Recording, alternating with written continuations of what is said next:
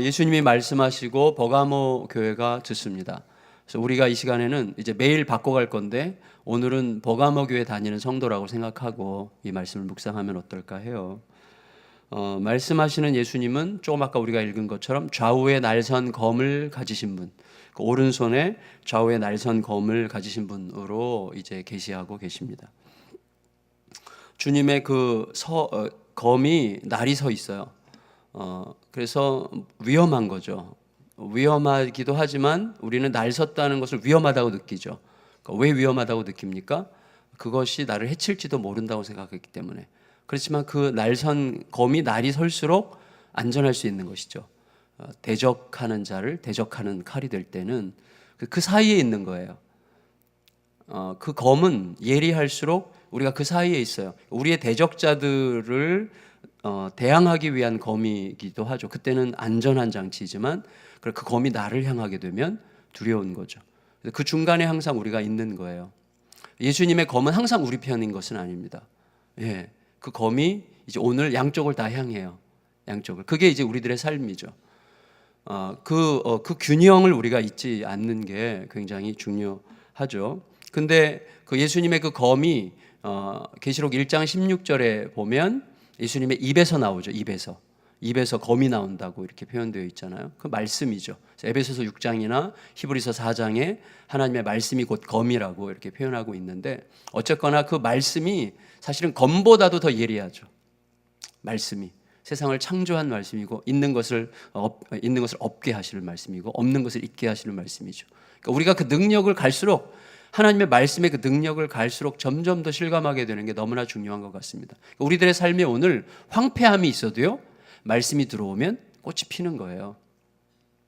근데 우리의 삶에 뭔가 잘 사는 것 같은데 말씀의 검이 들어오면 와, 이거 내가 하나도 잘 산 게 아니었구나라는 것을 깨닫게 되는 거예요. 말씀은 정말, 그러니까 말씀이 예리해야 돼요, 우리에게. 근데 말씀이 무디죠. 늘 근육, 이렇게 생긴 근육을 툭툭 건드리는 정도의 검이면 우리의 삶에는 거의 변화가 없겠죠. 말씀이 예리할수록 좋은 거죠. 그러나 예리할수록 위험하죠. 왜? 나의 감춰놓은 부분들을 들춰내고 나의 자기 오류를 들춰내고 잘라내기 때문에 아프죠. 그렇지만 그 검은 때로 우리를 향한 사단의 공격을 물리치는 검이죠. 검이 예리한 게 너무 좋은 거예요. 위험하지만 좋은 거죠. 근데 우리가 그리스도를 따르기만 하면 너무나 안전한 것이죠. 너무나 안전하고 아름다운 것인데 그 검을 들고 예수님께서 뭐라고 말씀하시는가 하면 13절에서 내가 너가 어디 있는지 안다 이렇게 말씀하시죠. 그 말씀이 무슨 뜻인지 아시잖아요. 니네 집 주소 내가 알아. 이거 아니잖아요. 내가 알아 이 말이죠. 한마디로 내가 알아.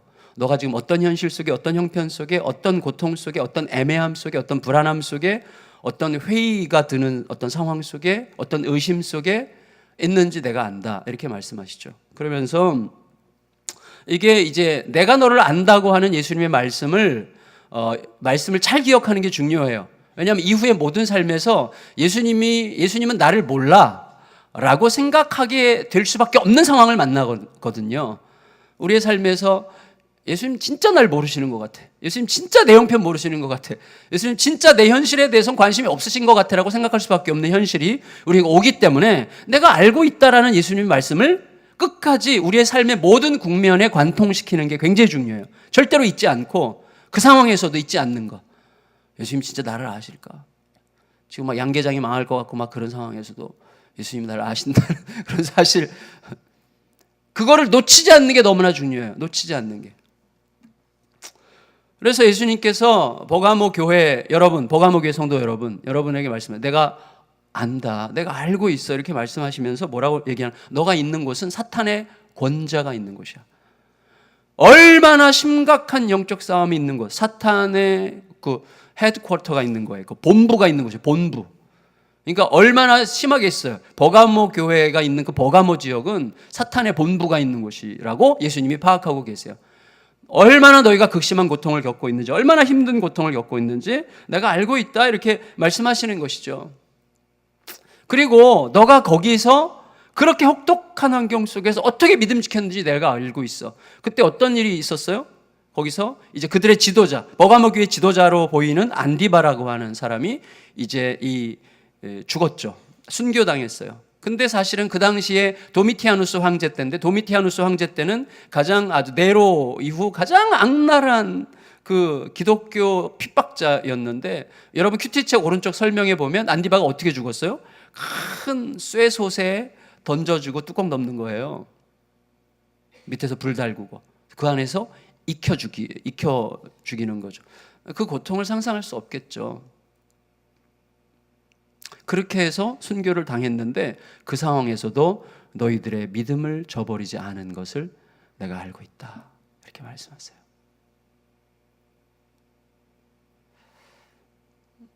너무 숙연해요.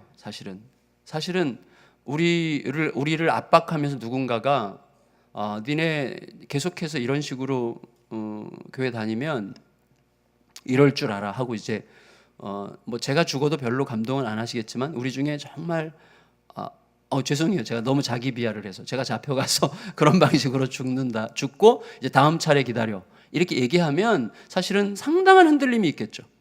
상당한 흔들림이 있을 거예요, 아마도. 근데 그런 상황에서도 믿음을 지켰다는 것은 사실은 보통 일이 아닌 거죠. 굉장한 믿음이죠. 근데 그 믿음이 책망을 받아요. 그 믿음에도 불순물이 낄 수 있는 거예요.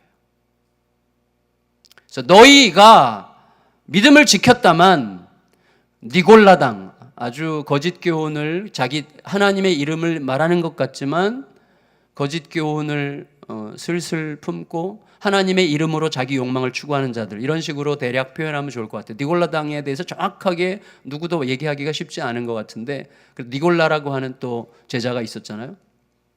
근데 사실은 그 사람을 따르는 자들인지 아니면 영지주의자들인지 어떤지 모르겠지만, 일단 중요한 건 뭐냐면 자기의 이론으로 자기의 옳음을 증명하려고 하는 사람들, 그리고 하나님의 이름으로 자기의 욕망을 추구하는 사람들, 이런 사람들이 교회 안에 버젓이 있고, 교회가 그들이 있다는 사실을 알았음에도 불구하고 워낙에 사탄의 권자가 있는 곳에서 그들과 맞서 싸우고 믿음을 지키느라고 애를 쓰다 보니까 교회 안에서는 분열이 하면 안 된다는 생각 때문에 그랬는지 그들을 감싸거나 혹은 내버려 두거나 해서 그들이 교회 안에서 마음껏 활동하도록 허락했다는 거예요. 근데 그것에 대해서 예수님께서 날카롭게 얘기하시는 것이죠. 너희가 니골라당이 있는 것을 너희 안에 내가 너에게 책망할 것이 있나니, 발람의 교훈, 발람이 어떻게 했는지 아시잖아요. 이스라엘 백성들 앞에 올무를 둬가지고 망하게 했잖아요. 그런 것처럼 이 니골라당이 너희 앞에 지금 올무가 되고 있는데, 이제 망할 건데, 이 올무 때문에 곧 망할 수도 있는데 이 올무를 제대로 보지 못하고 허용하고 있구나. 믿음을, 엄청난 믿음으로 믿음을 지켰다만 그 가운데 너희 안에 이러한 쓴뿌리가 있다고 하는 사실을, 너희의 그 강한 믿음 때문에 참아보지 못했구나. 그러나 그걸 너희는 책망받아야 된다. 이런 식으로 말씀하고 계시는 것이죠. 저는요, 이 내용에서 두 가지가 제 마음속에 들어왔어요. 첫째는 뭐냐면 이런 것이죠. 지금 이 설교 시간에는 이런 분위기 속에서는 안디바처럼 예수 그리스도의 이름으로 충성을 다하다가 그렇게 처참하고 혹독하고 정말 상상하기 싫은, 여러분 우리가 낙지전골 먹을 때도 좀 미안하잖아요. 근데 가끔씩 우리가 그런 생각, 낙지가 들어간 저 자리에 내가 들어간다면 진짜 어떨까? 이런 생각할 때 있지 않아요? 저는 가끔 그런 생각이 들어요. 근데 그런 고통을 겪었다는 게 우리가 이렇게 편안한 자리에 앉아서 2000년 전 이야기로 듣는 게 아니라 실제 우리 옆에서 일어나고 있는 사건이라면 굉장히 심각한 일인데, 어떤 질문이 그때 반드시 나오게 되어 있는가 하면 충성의 결과가 죽음인가? 이런 질문을 하게 되어 있어요. 충성을 다했는데 그 결과가 죽음이에요.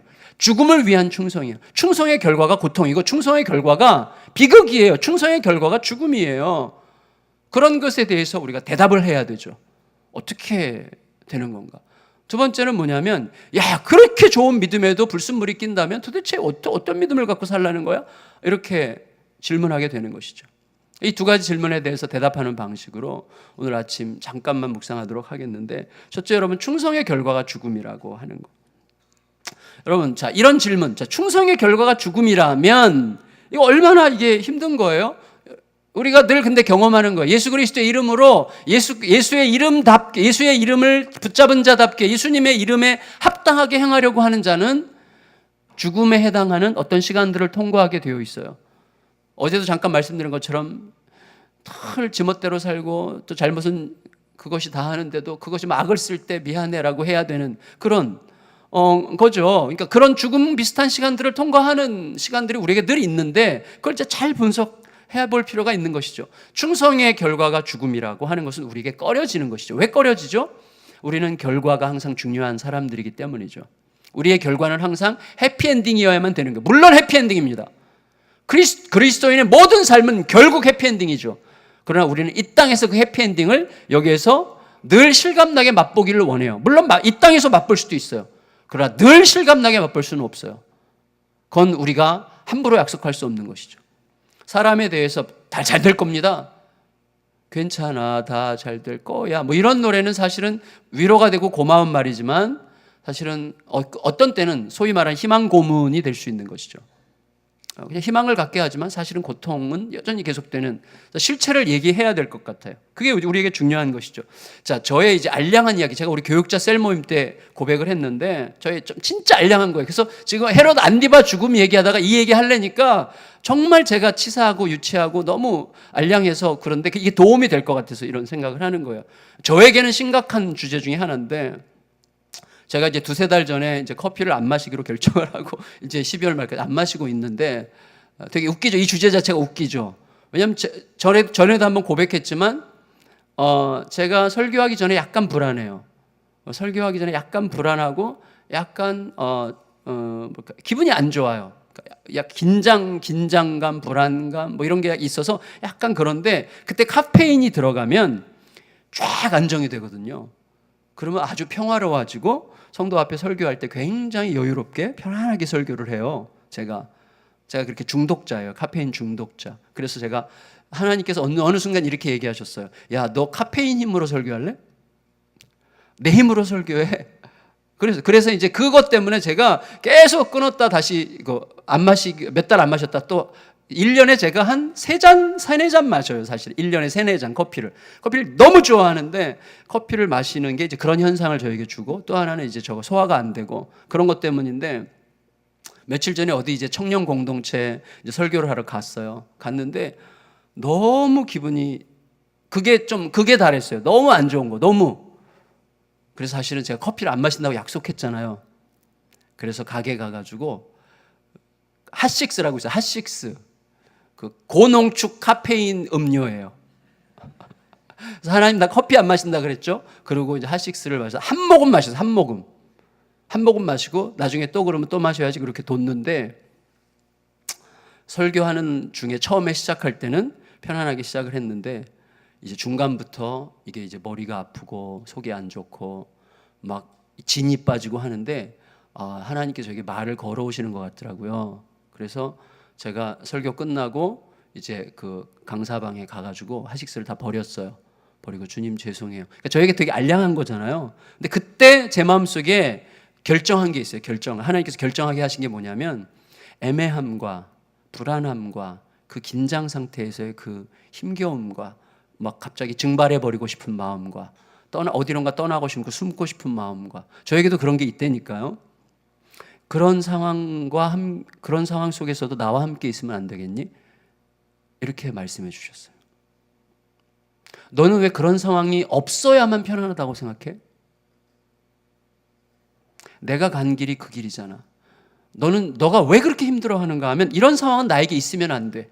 이런 고통은 나에게 있으면 안 돼. 나는 이게 너무 싫어. 여기서 빨리 벗어나고 싶어. 라고 하는 그런 생각으로 인해서 애매하고 불안하고 힘들고 누군가로부터 안 좋은 누가 나를 싫어하는 것 같은 느낌을 느끼면서 있는 것 자체를 너무 내가 싫어하는데 그 느낌 모두를 합친 것에 곱하기 100만 이상 해서 예수님께서 그 길을 다 걸어가셨단 말이죠. 아버지와 함께. 그래서 예수님께서 저에게 주셨는데 그 이후로 약간씩 연습하는데 이게 뭔가 있는 거예요, 거기에. 막 애매하고 힘들고 불안하고 막 지칠 때 예수님과 함께 여기에 있자. 이 힘겨움을 예수님과 함께 견디자. 이러면서 제 속에서 새로운 기쁨이 일어나는 거예요. 결과는 뻔해요. 뭐냐면 당장 편안함을 위해서 그렇게 카페인을 섭취하고 나면 이제 당장 잠깐은 그렇지만 이제 소화불량에 저는 머리가 아프고 진이 빠지고 또다시 힘겨워요. 그런데 불안한 가운데서 예수님과 함께 있잖아요. 그러면 설교를 딱 시작하면 처음에는 좀 힘들었다가 가면서 점점 좋아지는 거예요. 그래서 내가 점점 나빠지는, 지금 당장 좋고 점점 나빠지는 길을 선택하느냐, 지금 너무 힘들어도 갈수록 확실하게 좋아지는, 그리고 영원토록 좋아지는 길을 선택하느냐 차이에서 우리는 늘 행복이 우리들의 삶의 목표인 것 같이 살기 때문에 불안하고 두렵고 초조하고 애매하고 힘겹고 이런 상태 자체를 못 견디는 거죠. 그런데 예수님은 우리에게 말씀하시죠. 그 상태 속에서도 나와 함께 있는 것을 너와 함께 연습해 가면 좋겠다, 이렇게 말씀하시는 것이죠. 여러분, 한국에서 기독교인으로 산다는 것은요, 저는 지금이 훨씬 더 유리한 것 같아요. 80년대 한국의 기독교인 그러면 밖에 나가서 누구한테도 당당했죠. 지금도 물론 여전히 당당하지만 지금은 약간 덜 당당하죠, 옛날에 비해서.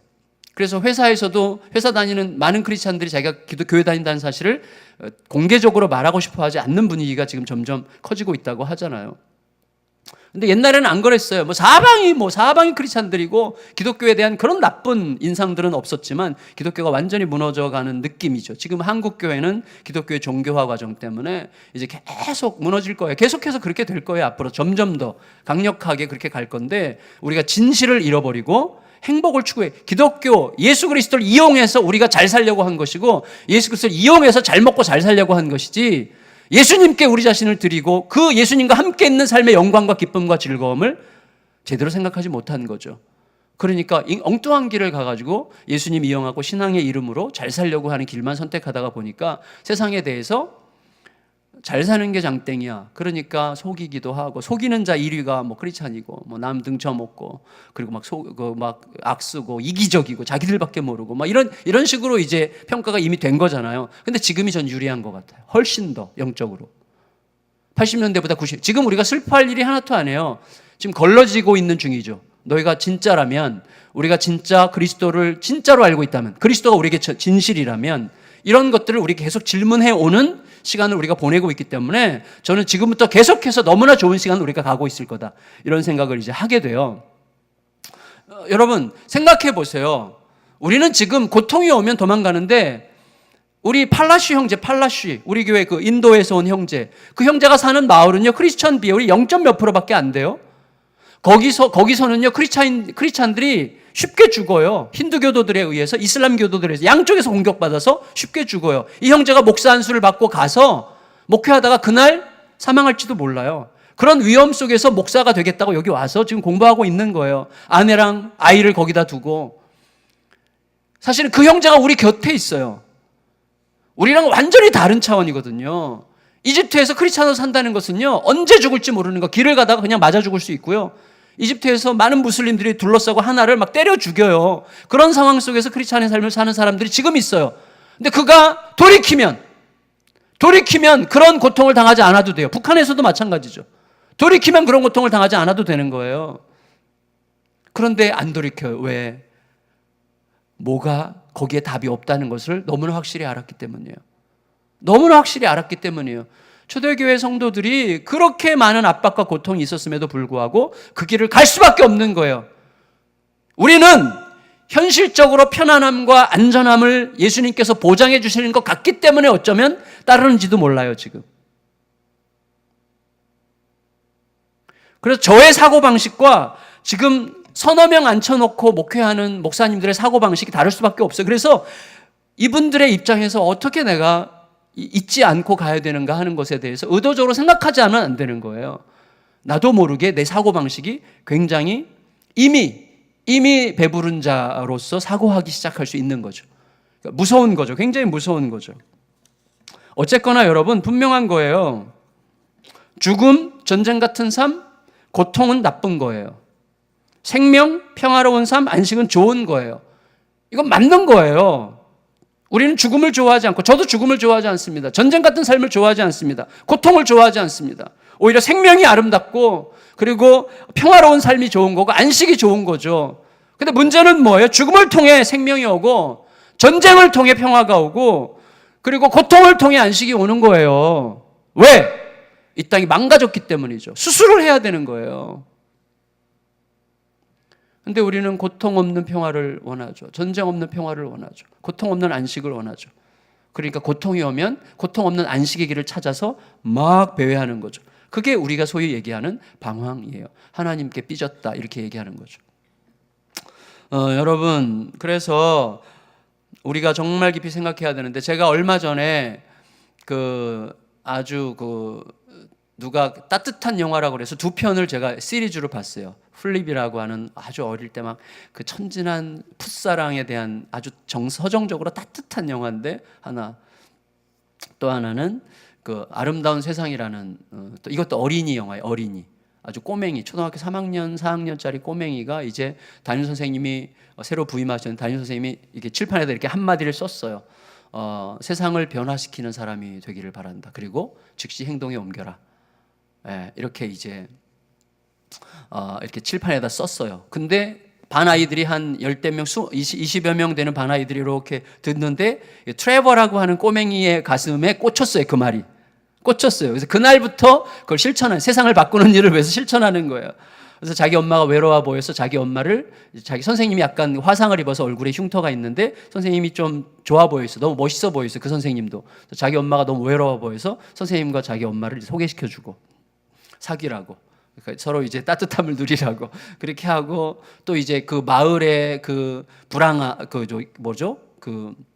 길거리 노숙자들끼리 사는 곳에 가가지고 그 중에 한 사람을 자기 집에 데려와서 씻기고 씻으라 그러고 샤워실 내주고, 또 이제 엄마 몰래 차고에서 재우고 이렇게 잠자리를 마련해주고 몰래 엄마 몰래 또 밥 먹이고, 그러다 이제 들켜요. 뭐 이러면서 이제 그거를 자기 동네에서 자기가 할 수 있는 영역에서 최선을 다해서 실행하느라고 막 몸부림을 하는데, 이 친구가 하나의 두려움이 있어요. 자기 반이 왕따 당하고 자기 그 학교에 불량배 형들에게 늘 구타당하고 얻어맞는 애가 있는데 거기에는 못 들어가는 거예요. 거기에 못 들어가. 걔를 도우러 들어갔다는 그냥 거기서 맞아 죽을 것 같은 느낌이 드는 거예요. 3명이 한 아이를 계속 괴롭혀요. 거긴 못 들어가. 그러면서 이 친구가 고백을 해요. 세상을 변화시키는 건 너무 어려워요. 이렇게 고백을 해요. 근데 이제 어떤 계기가 있어서 이제 뭔가 새로운 희망의 싹이 보이기 시작하면서 이 아이가 다시 힘을 얻었어요. 힘을 얻었는데 교실에서 이 자전거 타고 나오는데 그 아이가 또 얻어맞고 있었어요. 새 아이에게. 그래서 뛰어들어가서 막 이제 그러지 마! 그러면서 막 그러다가 그 불량배 새 아이 중에 하나가 칼을 들고 있었어요. 그 칼에 맞아서 죽어요. 트레버가. 죽음으로 끝나요, 이 영화가. 잘 만들었죠. 근데 그 죽음 끝에 그 마을에서 새로운 변화가 일어나기 시작하죠. 예수 그리스도와 영원한 생명이 없다면 이 땅에서 우리가 죽음을 향해서 살아가는 삶이란 너무 힘들어요. 피하고 싶은 거죠. 아니, 가고 싶지 않은 길이죠. 근데 우리는 예수님을 믿습니다. 예수님의 영생을 믿습니다. 근데 실제로 내 육체가 죽는 것을 우리가 두려워하지만 육체가 죽지 않고 내 영혼이, 내 마음이, 내 자존심이 죽는 경우들이 있어요. 그런 경우에 이 땅에서 생명이 살아나는 것을 볼 수도 있어요. 많은 경우에 볼 수 있죠. 우리는 그러기를 기대하면서 이 길을 가는데, 중요한 건 뭐냐면 죽음을 통과하는 길이 평화를, 생명을 낳는 길이라는 것은 너무나 분명해요. 너무나 분명해요. 안디바로 인해서 정말 많은 사람들이 살아났을 거예요. 두 번째는 뭐냐면 그런 믿음에도 불순물이 낄 수 있다는 거죠. 불순물. 이런 거예요. 성도 여러분, 우리가 그리스도께 충성을 다하잖아요. 충성을 다하는 방식이 반복되는 과정에서 모순이 들어와요. 며칠 전에 선교사님들과 이렇게 모여서 대화하는데 한 분이 이렇게 얘기했어요. 요즘 내가 계속 묵상을 하다가 정말 내가 정말 정결하게 만들어서 나를 정말 더 깨끗하게 만들고 정결한 삶을 잘 살아서 하나님을 정말 모시고 싶다고, 내 삶에 하나님을, 나의 정결한 삶을 통하여 내 삶에 하나님을 정말 가득 모시고 싶다고 이렇게 고백을 했어요. 옆에 계신 다른 선교사님이 이렇게 얘기했어요. 그거 바리새인들이 제일 잘하던 건데, 이렇게 얘기했어요. 저 무슨 말이에요? 내가 나를 정결하게 함으로 하나님을 초대하려고 하는 것은 내가 하나님이 나에게 오지 않고를 내가 할 수 있다는 거죠. 내가 정결하게 하지 않으면 하나님은 안 오시고, 내가 정결하게 하면 하나님이 오시고, 그러니까 내가 어떻게 하느냐에 따라서 하나님은 올 수도 있고 안 올 수도 있는 거잖아요. 다시 말해 하나님이 오고 안 오심을 내가 여기서 조종할 수 있는 거잖아요. 너무나 무서운 생각이에요. 내가 정결하게 해서 하나님께서 오시는 게 아니잖아요. 언제 하나님께서 우리가 정결하게 해서 오셨습니까? 우리가 아직 죄인 되었을 때 오셨죠. 하나님이 오심으로 비로소 정결해지는 거예요. 그러니까 이상하게 우리들은요, 내가 하나님께 충성을 다한다는 논리로 이상한 자기도 모르게 무서운 오류에 빠지는 거예요. 자기도 모르게 무서운 오류에 빠져요. 그래서 충성을 다한다는 이름으로, 헌신을 다한다는 이름으로 하나님 조종자가 되려고 해요. 무섭죠. 저희 부교육자님 중에 한 분에게서 얘기 들었는데, 어떤 교회는요, 너무 이것 때문에 진짜 너무 많이 웃었는데, 제가 딴 데 가서 얘기하다가, 그 교회는 경건의 표식 중에 하나가 순대를 안 먹는 거래. 순대. 그래서 이렇게 물어봤대요. 순대 먹어요? 이렇게. 그래서 순대를 먹습니다. 만일에 그러면 경건하지 않은 인간으로 취급하는, 우리 교단 교회인데. 그래서 완전히 충격받았어요. 와, 이럴 수 있구나. 근데 그 교회 목사님과 성도들 다수가 그런 건 아니겠지만 일부는 진짜로 생각하는 거예요. 그게 하나님을 향한 충성이라고 확신하는 거예요. 하나님 앞에 거룩한 삶을 지키는 너무나 중요한 길이라고 확신하는 거예요. 이게 얼마나 무섭습니까? 여러분, 내가 믿음을 지킨다고 하는 것 때문에 사실 한쪽에서 오류가 일어날 수 있는 거예요. 그래서 우리가 갈 수 있는 길, 이러한 오류에 빠지지 않는 길, 그리고 그러한 고통의 길을 감히 우리가 기쁨으로 통과하면, 기쁨으로는 어렵겠지만 그래도 통과하면서 그리스도와 함께 그 애매하고 불안하고 힘겹고 두렵고 고통스러운 그 모든 시간들을 예수 그리스도와 함께 통과한다고 하는 것, 그것은 무엇에 의해서 가능한 거예요? 결론 16절 17절 읽겠습니다. 16절 17절 시작. 그러므로 회개하라. 그리하지 아니하면 내가 내게 속히 가서 내 입의 검으로 그들과 싸우리라. 귀 있는 자는 성령이 교회들에게 하시는 말씀을 들을지어다. 이기는 그에게는 내가 감추었던 만나를 주고 또 흰 돌을 줄 것인데 그 돌 위에 새 이름을 기록한 것이 있나니 받는 자밖에는 그 이름을 알 사람이 없느니라. 여러분, 말씀을 마칠게요. 길은 하나밖에 없어요. 이 충성의 결과가 고통이라고 하는 이 우리의 애매함, 힘겨움, 그리고 충성을 다하는데도 믿음의 오류가 발생하는 이 애매함에서 이기는 길은 하나밖에 없어요. 귀를 기울이는 거예요. 날마다 말씀에 귀를 기울이되 그 말씀이 예리하게 나를 파고들어야 돼요. 아주 예리하게. 무디게 파고든다는 말은 뭐죠? 이거 전에 많이 읽었던 말씀인데, 그렇지, 그렇다, 이런 말씀이었어. 그래, 맞아, 그거야. 그리고 덮는 거죠. 예를 들면 그런 방식, 내가 알아왔던 방식, 내가 익숙했던 방식으로 말씀을 읽는 거죠. 무딘 칼이죠. 말씀이 늘 낯설어야 돼요. 말씀이 늘 새로워. 내가 평범하게 요한복음 3장 16절이라도 그 말씀이 낯설게 읽혀져야 돼요. 항상. 그때 그 말씀의 칼이 예리하게 나를 파고들어서 야, 그렇구나. 그렇게 되면서 내가 다듬어져 가면서 똑바로 차리면서 용기를 얻으면서 사탄의 권좌 속에서도 그 권좌를 통과하면서 기꺼이 갈 수 있는 힘이 주어지고, 동시에 내 마음의 오류를 발견하면서 주님 앞에 새롭게 다듬어져 가는 은혜가 말씀 앞에 있게 되는 것이죠. 그래서 그게 회개예요. 말씀 앞에 새롭게 조정되는 게 회개죠. 말씀에 귀를 기울여라. 이기는 자에게는 내가 흰 돌을 주리라. 그랬어요. 흰 돌이 뭐예요? 거룩한 돌이죠. 거룩한 돌이 뭐예요? 예수 그리스도시죠. 예수 그리스도가 돌이세요. 여러분, 다니엘서 2장에 보면 느부갓네살이 꿈을 꾸잖아요. 금, 은, 놋, 그 다음에 진흙, 쇠로 만들어진 큰 신상을 보는데 어떤 그 환상 끝에 어떻게 돼요? 어디선가 날아온 돌이 그 신상을 이게 딱 치니까 와르르 무너져 내렸죠. 그 신상은 뭐예요? 제국이죠. 제국. 온 세상의 제국이에요. 제국이라는 건 뭐예요? 권력, 쾌락, 힘, 모든 것, 우리가 이 땅에서 소유하고 싶은 모든 것의 총화, 이게 제국이에요. 제국은 모든 걸 가졌죠. 힘을 가졌죠. 돈을 가졌죠. 권력을 가졌죠. 하고 싶은 대로 마음껏 할 수 있는 파워가 있죠. 그다음에 거기에 쾌락도 있어요. 다 있어요. 그게 제국이에요. 그 제국이 얼마나 허망한지 돌멩이 하나에 무너지는데 그 돌멩이가 누구예요? 예수님이세요. 이 꿈을 백성들에게 보여주시는 거예요. 예수가 이긴다. 제국의 권세 앞에 발발 떨지 말고, 제국의 권세를 부러워하지 말고, 제국의 권세 앞에서 너희가 벌벌 기지 마. 예수 그리스도가 최후의 승리자고 너는 나와 함께, 예수 그리스도와 함께 최후의 승리자의 길을 걸어가는 거야. 이렇게 격려하시는 거예요. 이건 단순한 격려가 아니라 현실이에요. 제가 늘 강조하고 제가 잊지 않으려고 하는 게 뭐냐면 예수님의 말씀은 곧 현실이다. 빛이 있으라 하시면 빛이 있었어요. 예수님의 약속의 말씀은 현실입니다. 현실로 알고 살아가시면 됩니다. 예수님이 이기실 거예요. 날마다 말씀에 귀를 기울여 이러한 애매함과 모순에 빠지지 않으면서 우리의 길을 잘 가는 버가모 교회 성도 여러분 다 되시기를 예수님의 이름으로 축원합니다. 기도하겠습니다.